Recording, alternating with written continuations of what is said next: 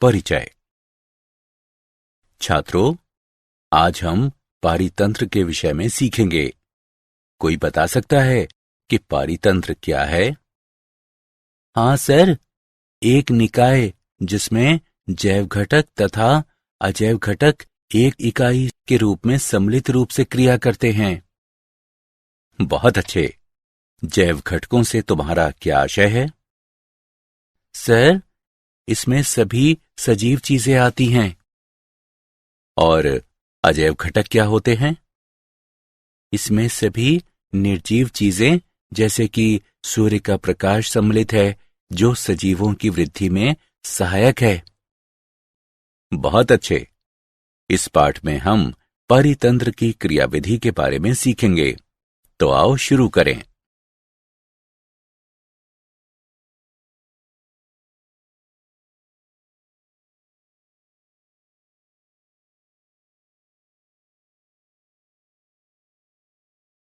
उद्देश्य। इस पाठ के अंत में आप निम्न करने में सक्षम हो जाएंगे: पारितंत्र की संरचना एवं प्रकार्य का वर्णन करना, पारिस्थितिक पिरामिड का वर्णन करना, पारिस्थितिक अनुक्रम की व्याख्या करना, पादपों के अनुक्रम का वर्णन करना, पोषक चक्र की व्याख्या करना और पारितंत्र सेवाओं के विषय में जानना। पारितंत्र संरचना एवं क्रियाशीलता। पारितंत्र में किसी क्षेत्र के समस्त जैव व अजैव घटक तथा उनकी अन्योन्य क्रियाएं सम्मिलित होती हैं। प्रत्येक पारितंत्र में जीवों का विन्यास एक या अधिक परतें या स्तर बनाता है। प्रत्येक में विशिष्ट प्रकार की प्रजातियों की समष्टियां होती हैं, जो स्तर विन्यास कहलाता है। स्तर विन्यास जल के बड़े निकायों जैसे कि झीलों एवं महासागरों में भी पाया जाता है। इनमें स्तरों का विभेदन प्रकाश की प्रवेश्यता, तापक्रम, घुली ऑक्सीजन की मात्रा इत्यादि के द्वारा होता है।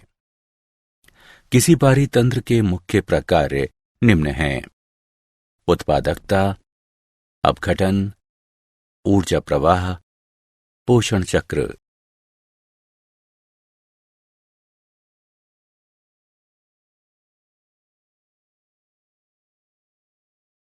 उत्पादकता।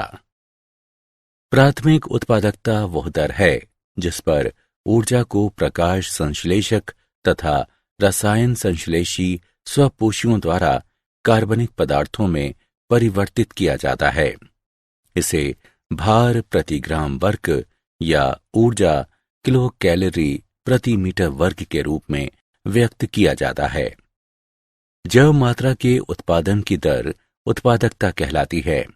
इसे प्रति ग्राम वर्ग प्रति वर्ष के रूप में परिभाषित किया जाता है। उत्पादकता को सकल प्राथमिक उत्पादकता यानी जीपीपी तथा नेट प्राथमिक उत्पादकता यानी एनपीपी में विभाजित किया जा सकता है। किसी क्षेत्र या निकाय में उत्पादकता की कुल मात्रा सकल प्राथमिक उत्पादकता कहलाती है। कार्बनिक पदार्थ की एक निश्चित मात्रा का उपयोग उत्पादकों के जीवन हेतु श्वसन आदि में उपयोग कर लिया जाता है और अवशेष बचने वाली मात्रा नेट प्राथमिक उत्पादकता यानी एनपीपी कहलाती है। उदाहरण के लिए, पादप द्वारा उत्पादित जीपीपी की एक निश्चित मात्रा इसके अपने श्वसन हेतु उपयोग कर ली जाती है। एनपीपी बराबर जीपीपी माइनस श्वसन में क्षति हुई ऊर्जा। प्रति इकाई समय तथा क्षेत्रफल पर पोषितों की जैव मात्रा में बढ़ोतरी की दर द्वितीयक उत्पादकता कहलाती है। प्राथमिक उत्पादकता पोषक तत्वों तथा विविधा पर्यावरणीय कारकों पर निर्भर होती है।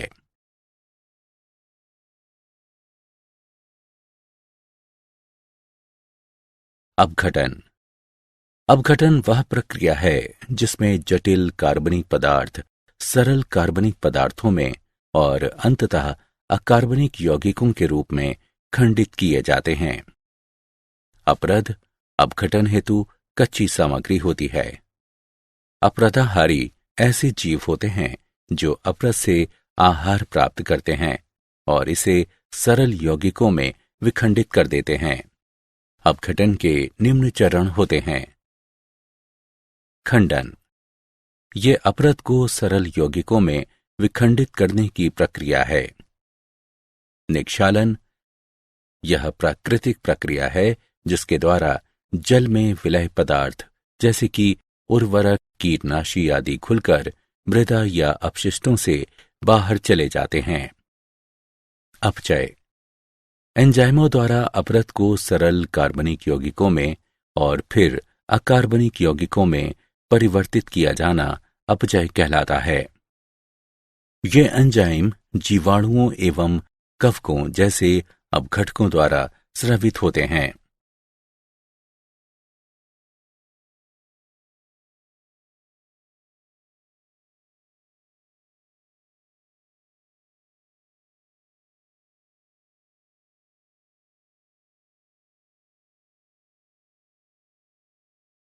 अपघटन के चरण।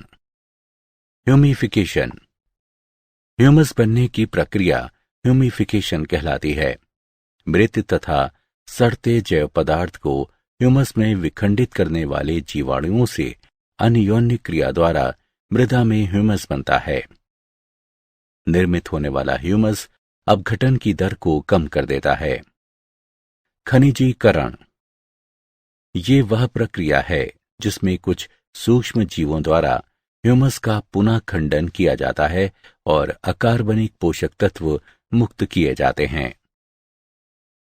ऊर्जा प्रवाह, उत्पादक सामान्यतः पर्णहरित धारक स्वपोषित जीव होते हैं जो सूर्य के प्रकाश की सहायता से प्रकाश संश्लेषण क्रिया के द्वारा अकार्बनिक कच्ची सामग्रियों से कार्बनिक यौगिक बनाते हैं। हरित पादप पारितंत्र में उत्पादक माने जाते हैं। उपभोक्ता ऐसे जीव होते हैं जो अन्य सजीवों से पोषक तत्व या भोजन प्राप्त करते हैं। ये परपोषित होते हैं। चित्र में प्रदर्शित समस्त जंतु उपभोक्ताओं की श्रेणी में आते हैं। उपभोक्ता दो प्रकार के होते हैं, शाकाहारी और मांसभक्षी।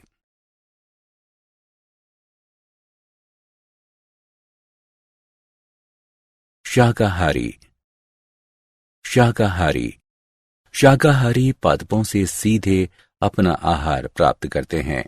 ये प्राथमिक उपभोक्ता भी कहलाते हैं। उदाहरण के लिए शलभ, हिरन इत्यादि स्थलीय पारितंत्र के कुछ शाकाहारी हैं। प्रोटोजोआ, मृदु कवची, क्रस्टेशियन इत्यादि कुछ जलीय पारितंत्र के शाकाहारी हैं।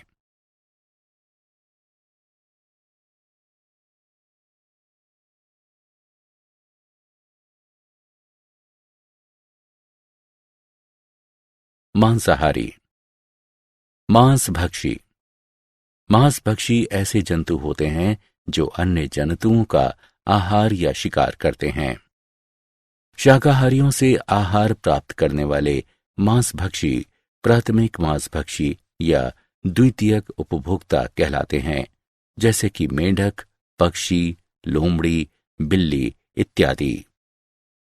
जो जंतु प्राथमिक मांसभक्षियों से आहार प्राप्त करते हैं वे द्वितीयक मांसभक्षी या तृतीयक उपभोक्ता कहलाते हैं, जैसे कि उल्लू, मोर, चीता, शेर इत्यादि।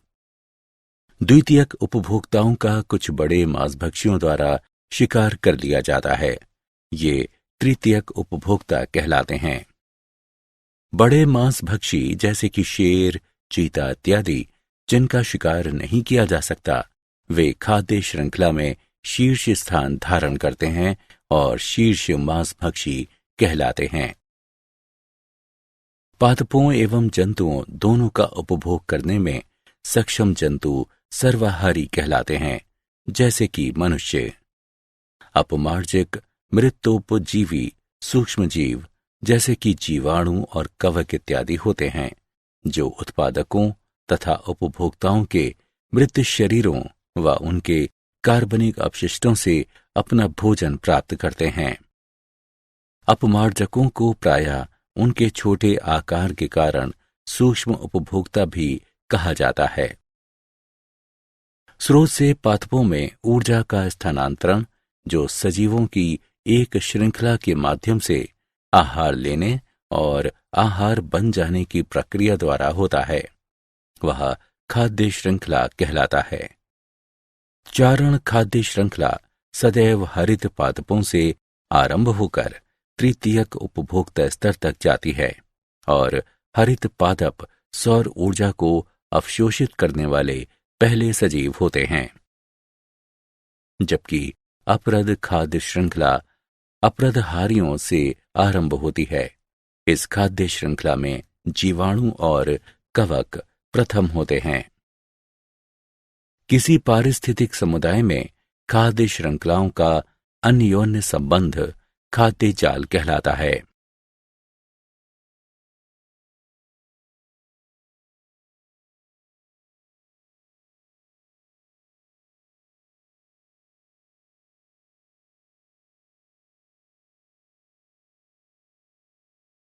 ऊर्जा प्रवाह। पोषी स्तर। खाद्य श्रृंखला में अपने आहार संबंधों के अनुसार जीव एक स्थान ग्रहण करते हैं जो उनका पोषी स्तर कहलाता है। सूर्य तथा पोषक तत्वों से ऊर्जा उत्पन्न करने वाले पादप प्रथम पोषी स्तर पर होते हैं। इसके पश्चात पादप खाने वाले शाकाहारी द्वितीय पोषी स्तर पर आते हैं। तीसरे स्तर पर प्राथमिक मांसभक्षी आते हैं, क्योंकि वे शाकाहारियों को खाते हैं। चौथे स्तर पर द्वितीयक मांसभक्षी आते हैं, क्योंकि वे प्राथमिक मांसभक्षियों को खाते हैं। विभिन्न पोषी स्तरों में किसी दिए गए समय पर उपस्थित सजीव सामग्री की मात्रा स्थित शस्य कहलाती है। उत्तरवर्ती पोषी स्तरों के साथ ऊर्जा प्रवाह की मात्रा घटती जाती है। उत्पादक सूर्य की ऊर्जा का केवल एक छोटा सा अंश आबद्ध करते हैं और शेष अप्रयुक्त ऊर्जा प्रायः ऊष्मा के रूप में विसरित हो जाती है। उत्पादकों के सकल उत्पादन या सकल प्राथमिक उत्पादन यानी जीपीपी में आबद्ध ऊर्जा का भाग उनकी स्थित शस्य श्वसन के रखरखाव के लिए और शाकाहारियों को भोजन उपलब्ध कराने के लिए किया जाता है। अप्रयुक्त नेट प्राथमिक उत्पादन एनपीपी अंततः अपरद में परिवर्तित हो जाता है, जो अपमार्जकों के लिए ऊर्जा स्रोत का कार्य करता है। शाकाहारी मांसाहारियों को ऊर्जा प्रदान करते हैं और अप्रयुक्त ऊर्जा अपमार्जकों को प्रेषित हो जाती है।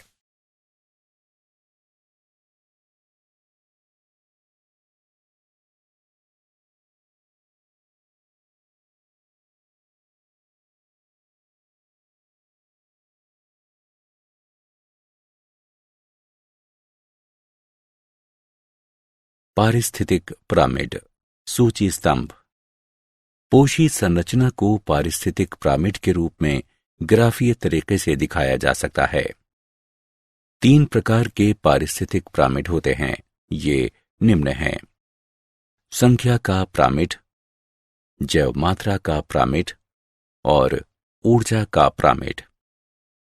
संख्या का पिरामिड ये क्रमिक पोषी स्तरों पर संख्याओं के क्रम में उत्पादकों, शाकाहारियों और मांसभक्षियों के बीच संबंध प्रदर्शित करते हैं। निम्नतर से उच्चतर पोषी स्तरों तक जीवों की संख्या में क्रमिक घटोत्तरी होती जाती है। पारिस्थितिक पिरामिड सूची स्तंभ। पोषी संरचना को पारिस्थितिक पिरामिड के रूप में ग्राफीय तरीके से दिखाया जा सकता है। 3 प्रकार के पारिस्थितिक पिरामिड होते हैं। ये निम्न हैं: जैव मात्रा का पिरामिड। जैव मात्रा का पिरामिड ये प्रत्येक पोषी स्तर पर जैव मात्रा की सापेक्षिक मात्राएं दर्शाने वाला ग्राफीय निरूपण होता है। इसमें सजीवों को प्रत्येक आहार स्तर से एकत्रित किया, सुखाया जाता है और फिर भरमापन किया जाता है। ये शुष्क भार सजीवों में कार्बनिक पदार्थों की मात्रा दर्शाता है। जलीय पारितंत्र में जैव मात्रा का प्रामिड उल्टी आकृति वाला होता है, क्योंकि ये उच्चतर पोषी स्तर की ओर जैव मात्रा में तीव्र गिरावट प्रकट करता है।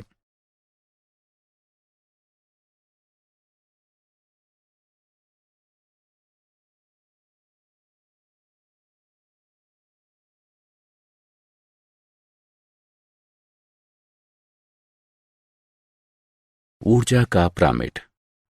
ऊर्जा का प्रामिड। ऊर्जा प्रामिड कभी उल्टे नहीं होते। ये प्रामिड एक पोषी स्तर से ऊपर के पोषी स्तर में ऊर्जा का स्थानांतरण दर्शाते हैं और स्पष्ट रूप से इंगित करते हैं कि उच्चतर पोषी स्तरों के लिए उपलब्ध ऊर्जा की मात्रा निम्नतर स्तरों के लिए उपलब्ध ऊर्जा से उल्लेखनीय रूप से कम होती है।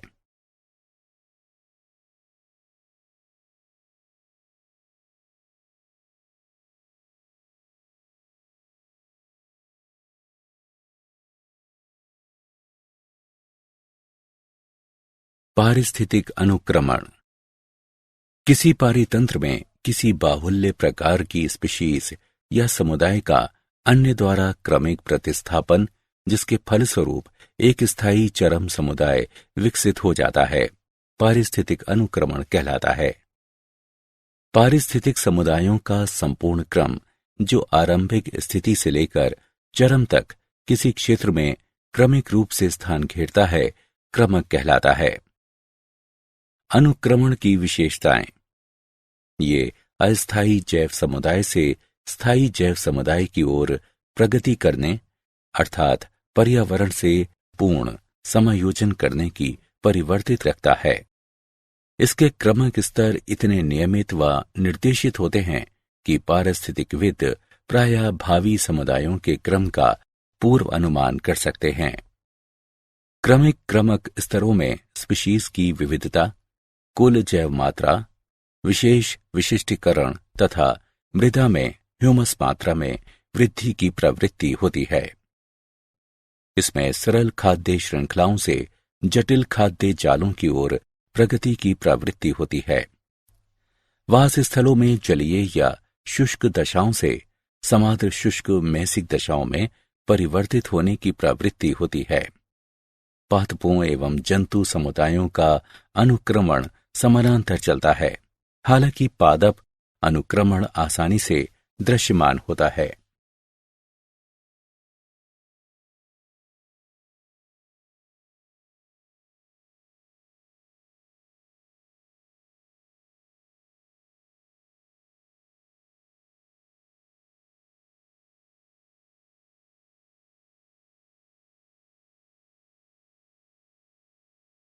पारिस्थितिक अनुक्रमण। अनुक्रमण के प्रकार। अनुक्रमण दो प्रकार के होते हैं: प्राथमिक अनुक्रमण, द्वितीयक अनुक्रमण। प्राथमिक अनुक्रमण ये ऐसा जैव अनुक्रमण है जो नग्न चट्टानों, लावा निक्षेप, रेत के टिब्बों, समुद्र से निकले नए द्वीपों या नवविकसित झील या तालाब आदि जैसे उपस्तर में विकसित होता है। ऐसा उपस्तर प्रथम जीवन या प्रोगामी समुदाय के प्रति विरोधी होता है। ऐसी परिस्थितियों में केवल कुछ सरल तथा कठोर जीव ही जीवित रह पाते हैं।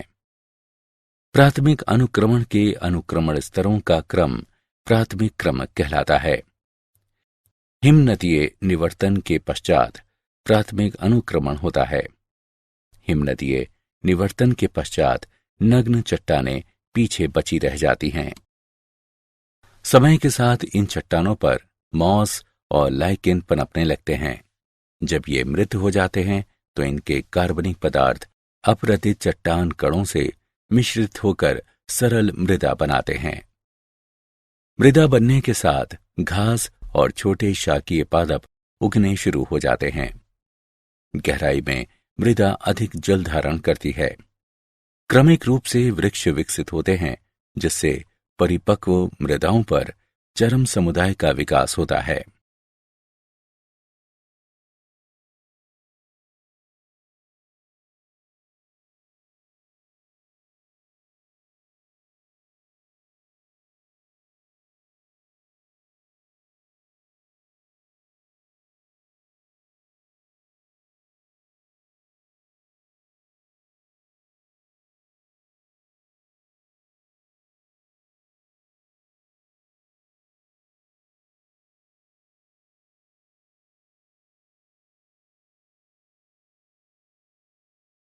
पारिस्थितिक अनुक्रमण। द्वितीयक अनुक्रमण ये एक जैव अनुक्रमण होता है जो ऐसे क्षेत्र में होता है जो पूर्व प्रचलित जैव समुदायों के आग, सूखे, भूस्खलन, भूकंप इत्यादि के कारण नष्ट हो जाने के उपरांत रिक्त हो जाता है और जहां कुछ मात्रा में सूक्ष्म जीव व पर्याप्त मात्रा में कार्बनिक पदार्थ बच जाते हैं। अवशिष्ट प्रजातियां उस क्षेत्र में घुसने वाली कुछ नई प्रजातियों के साथ मिलकर एक नए समुदाय को उत्पन्न करती हैं। समुदाय में क्रमक परिवर्तन होते हैं और अंततः एक जलवायविक चरम समुदाय का उदय होता है। द्वितीयक अनुक्रमण स्तरों का क्रम द्वितीयक अनुक्रमण कहलाता है। पादपों का अनुक्रमण। पादपों में अनुक्रमण के 7 स्तर होते हैं। प्लवक स्तर। प्लवकों के बीजाणु वायु या जंतुओं के माध्यम से नवनिर्मित जल निकाय तक पहुंच जाते हैं। प्लवक स्तर में मुख्यतः सूक्ष्म स्वपोषी सजीव जैसे कि हरित, फ्लैकलेट्स, डायटम्स और क्यानोबैक्टीरिया आते हैं। ये फाइटोप्लैंक्टन यानी पादप प्लवक कहलाते हैं। पादप प्लवकों की समष्टि प्राणी मंद प्लवकों यानी जूप्लैंक्टन से संतुलित होती है जो पादप प्लवकों को खाते हैं। पादप प्लवकों की मृत्यु और अपघटन सिल्ट से मिश्रित होकर तालाब के तल में नर्म कीचड़ बनाता है जो अगले क्रमक स्तर की समृद्धि हेतु अनुकूल होता है। जड़ युक्त निमग्न यानी जड़ीय जलोद्भिद स्तर। कार्बनिक पदार्थ से मिश्रित नर्म कीचड़ निमग्न पादपों जैसे कि पोटेमोगेटन, हाइड्रिला, वेलिसनेरिया, यूट्रिक्युलेरिया, जेनिचेलिया इत्यादि की समृद्धि के अनुकूल होता है। इनकी जड़ें कीचड़ में होती हैं और पानी से भरी रहती हैं। पादपों के आसपास सिल्ट और रेत का संचय जल निकाय को उथला बनाता है। निमग्न पादपों की मृत्यु और अपक्षय नवनिर्मित मृदा को ह्यूमस से समृद्ध करता है। इससे यह क्षेत्र निमग्न पादपों के लिए कम उपयुक्त हो जाता है और अगले क्रमक स्तर के लिए अधिक उपयुक्त हो जाता है। प्लावी स्तर यानी प्रातृण। क्षेत्र में तैरते स्थिरक पादपों जैसे कि निम्फिया, नेलुम्बो इत्यादि की प्रजातियां घुस आती हैं। ये पादप जल को खनिज एवं कार्बनिक पदार्थों से समृद्ध कर देते हैं। कुछ मुक्त प्लावी प्रजातियां जैसे कि Azolla, Lemna, Wolffia, Pistia, Spirodela, Eichhornia इत्यादि भी यहां प्रकट हो जाती हैं। प्लावी स्तर की तीव्र समृद्धि होने से तल और मोटा होता है तथा परिधि पर जल उथला हो जाता है। नरकुल अनूप स्तर। जलथलीय पादप जैसे कि टाइफा, फ्रैगमेटिस, सेगिटेरिया, स्क्रिप्स इत्यादि क्षेत्र में प्लावी पादपों को प्रतिस्थापित कर देते हैं। ये पादप प्रचुर मात्रा में कार्बनिक पदार्थ उत्पन्न करते हैं तथा जल की विशाल मात्रा को छानते हैं। ये पादप तलछटीय सामग्री व ह्यूमस को संचित करते हुए तट निर्मित करते हैं। उपस्तर अब दलदली भूमि में बदल जाता है। कच्छ शातवल स्तर। जल निकाय के दलदली तट पर कैरेक्स, साइपेरस और जंकस इत्यादि प्रजातियां आ जाती हैं। कुछ घास जैसे कि थेमेडा, डाइकेंथियम और कुछ शाख जैसे कि काल्था, कैंपनूला, पॉलीगोनम इत्यादि भी क्षेत्र को घेर लेती हैं। ये पादप इस क्षेत्र को और अधिक ह्यूमस समृद्ध बना देते हैं। काष्ठ भूमि स्तर। इस स्तर में इस क्षेत्र में कुछ झाड़ीनुमा पादप आ जाते हैं जो तेज धूप तथा जलमग्नता दशाओं को सहन कर सकते हैं। उदाहरण के लिए सेफेलेंथस ये छाया उत्पन्न करते हैं और तीव्र वाष्पोत्सर्जन द्वारा मृदा को शुष्क बनाते हैं। धूप तथा जलमग्नता सहन कर सकने वाले कुछ वृक्ष जैसे कि पापुलस, एलनस इत्यादि भी क्षेत्र में आ जाते हैं। ये पादप वाष्पोत्सर्जन करते हुए जलस्तर को और गिराते हैं तथा अधिक मृदा निर्माण करते हैं। चरम वन पूर्व अध्यासी विलुप्त हो जाते हैं और उनका स्थान अधिक छाया सहनशील और समोद्भिदीय प्रजातियां ले लेती हैं। इस प्रकार कभी गहरे जल के अंतर्गत रहा क्षेत्र अंततः एक वन में रूपांतरित हो जाता है। ये ध्यान रखना चाहिए कि चरम समुदाय की प्रकृति जलवायु पर निर्भर होती है। वन समुदाय तभी विकसित होता है जब जलवायु अधिक नम हो। शुष्क जलवायु में चरम समुदाय घास भूमि या किसी अन्य जीरक समुदाय में बदल जाता है। पोषक चक्रण सजीवों में तथा सजीवों व उनके भौतिक पर्यावरण के बीच पोषकों या तत्वों का संतत विनिमय जैव भू रासायनिक या पोषक चक्र कहलाता है। पोषक चक्र के प्रकार गैसीय और अवसादी। गैसीय पोषक चक्र के स्रोत वायुमंडल में उपस्थित हैं। कार्बन, नाइट्रोजन चक्र आदि गैसीय पोषक चक्र के उदाहरण हैं। अवसादी पोषक चक्र के स्रोत भूपप्रटी में उपस्थित हैं। फास्फोरस, पोटेशियम चक्र आदि अवसादी पोषक चक्र के उदाहरण हैं।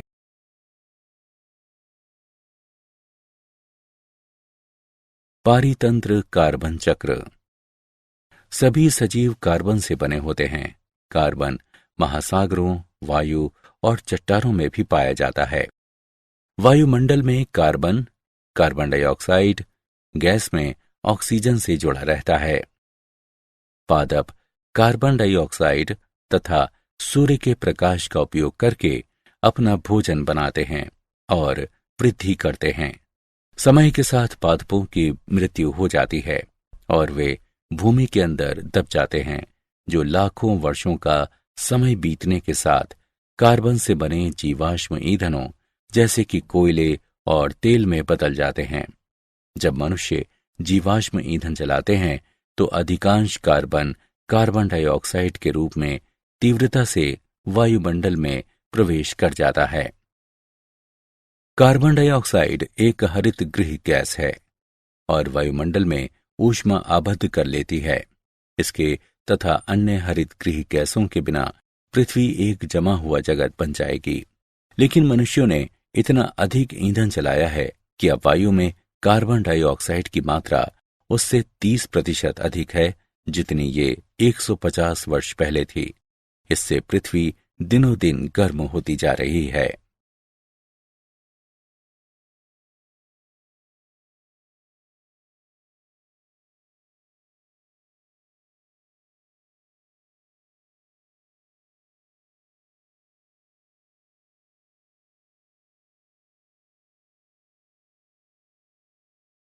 पारितंत्र फास्फोरस चक्र। फास्फोरस चक्र एक अवसादी चक्र है। वायुमंडल फास्फोरस का भंडार नहीं है। न ही सूक्ष्म जीव फास्फोरस को नाइट्रोजन की तरह स्थिर करते हैं। जैवमंडल में फास्फोरस का लगभग समस्त भाग पादपों की जड़ों द्वारा मृदा से अवशोषित किए जाने के माध्यम से पहुंचता है।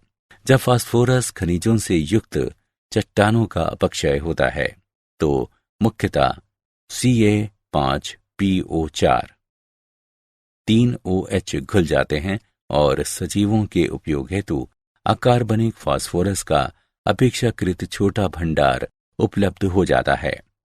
अधिकांश मृदाओं में पादपों द्वारा अवशोषित किए जाने वाले फास्फोरस का बड़ा भाग उन कार्बनिक अणुओं से आता है जिनका अपघटन होने से पादपों हेतु उपलब्ध अकार्बनिक रूपों में फास्फोरस मुक्त होता है। कार्बनिक आबद्ध पोषक तत्वों का पादप उपलब्ध रूपों में निर्मोचन खनिजीकरण कहलाता है। फास्फोरस का उपयोग सजीवों द्वारा ऊर्जा स्थानांतरण में न्यूक्लियिक अम्लों के एक घटक के रूप में तथा जैविक झिल्लियों के संरचनात्मक तत्व के रूप में किया जाता है।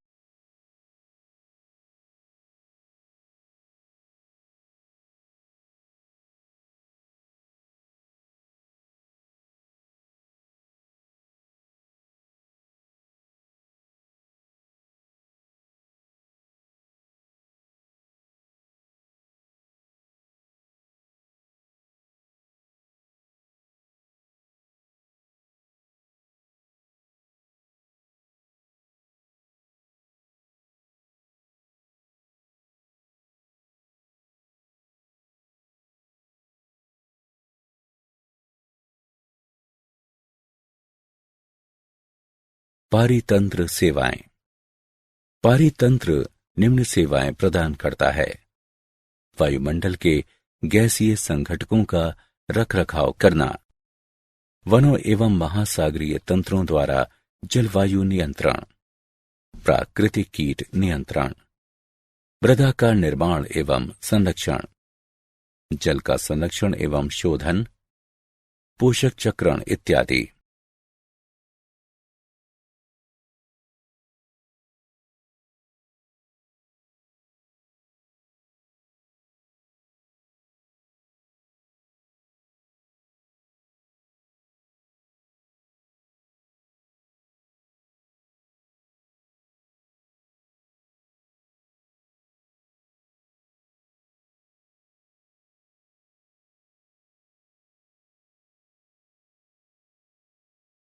क्या आप जानते हैं 1935 में आर्थर ट्रांसले नामक अंग्रेज पारिस्थितिकविद ने पारितंत्र शब्द प्रस्तुत किया। कुछ पोषक तत्वों तथा धूप का प्रबंध करके उष्ण कटिबंधीय फलों वाले पौधों को घरों के अंदर उगाया जाना संभव है। पूरी पृथ्वी पर निर्वनीकरण जलवायु परिवर्तन का सबसे बड़ा कारण है।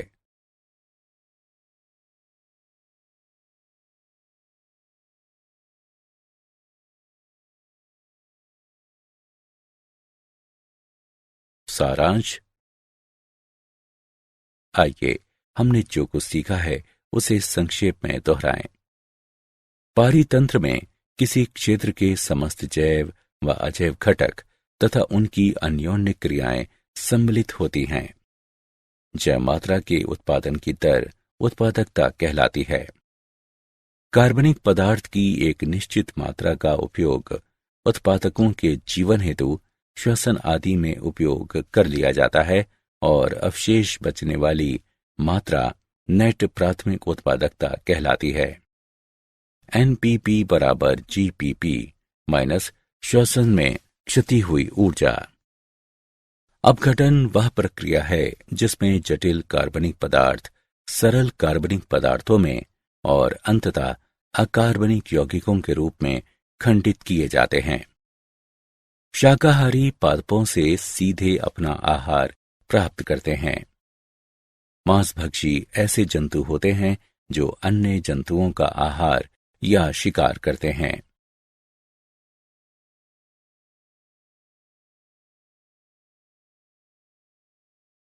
पादपों एवं जंतुओं दोनों का उपभोग करने में सक्षम जंतु सर्वाहारी कहलाते हैं, जैसे कि मनुष्य। स्रोत से पादपों में ऊर्जा का स्थानांतरण जो सजीवों की एक श्रृंखला के माध्यम से आहार लेने और आहार बन जाने की प्रक्रिया द्वारा होता है, वह खाद्य श्रृंखला कहलाता है। किसी पारिस्थितिक समुदाय में खाद्य श्रृंखलाओं का अन्योन्य संबंध खाद्य जाल कहलाता है। खाद्य श्रृंखला में अपने आहार संबंधों के अनुसार जीव एक स्थान से ग्रहण करते हैं जो उनका पोषी स्तर कहलाता है। पोषी संरचना को पारिस्थितिक पिरामिड के रूप में ग्राफीय तरीके से दिखाया जा सकता है। किसी पारितंत्र में किसी बाहुल्य प्रकार की स्पीशीज या समुदाय का अन्य द्वारा क्रमिक प्रतिस्थापन, जिसके फलस्वरूप एक स्थायी चरम समुदाय विकसित हो जाता है, पारिस्थितिक अनुक्रमण कहलाता है। पादपों में अनुक्रमण के 7 स्तर होते हैं: प्लवक स्तर, जड़युक्त निमग्न, जड़ीय जलोद्भिद स्तर, प्लावी प्रातरण स्तर, नरकुल अनूप स्तर, कच्छ शातवल स्तर और काष्ठभूमि स्तर। चरम वन कार्बन चक्र में वायुमंडल या जलमंडल भंडार होता है। फास्फोरस चक्र में स्थल मंडल भंडार होता है।